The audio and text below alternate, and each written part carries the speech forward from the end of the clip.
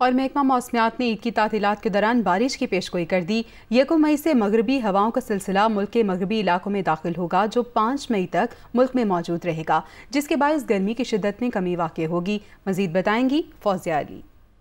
बिल्कुल, इस वक्त मुल्क के ज़्यादातर हिस्से शदीद गर्मी की लपेट में हैं। ताहम महकमा मौसमियात ने ईद के दिनों में बारिशों की नवीद सुनाई है। मज़ीद तफसीलात जानने के लिए ज़हीर बाबर साहब हमारे साथ मौजूद है, तर्जुमान महकमा मौसमियात। सर बताइएगा, इस वक्त मौसम कैसा है और आने वाले दिनों में कैसा रहेगा? जी बिल्कुल, मुल्क के ज़्यादातर हिस्से इस वक्त शदीद गर्मी की लहर की लपेट में हैं। ख़ुसूसन मुल्क के मैदानी इलाके, जिनमें पंजाब के मैदानी इलाके और सिंध के मैदानी इलाके हैं, इन तमाम इलाकों में दिन के दर्जा हरारत जो हैं गैर मामूली तौर पर ज़्यादा हैं।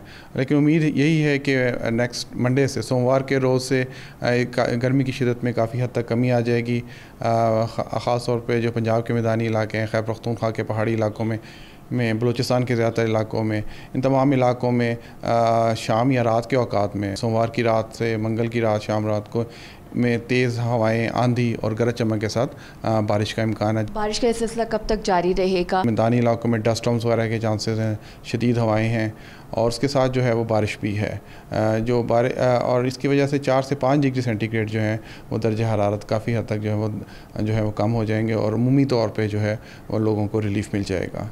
जी बिल्कुल, ज़हीर साहब का भी यही कहना है कि बारिश का सिलसिला जो है वो 1 मई से 5 मई के दरमियान वक्फे से जारी रहेगा, जिसके बायस दिन के दर्जा हरारत में कदरे कमी वाक़ई होगी। जी।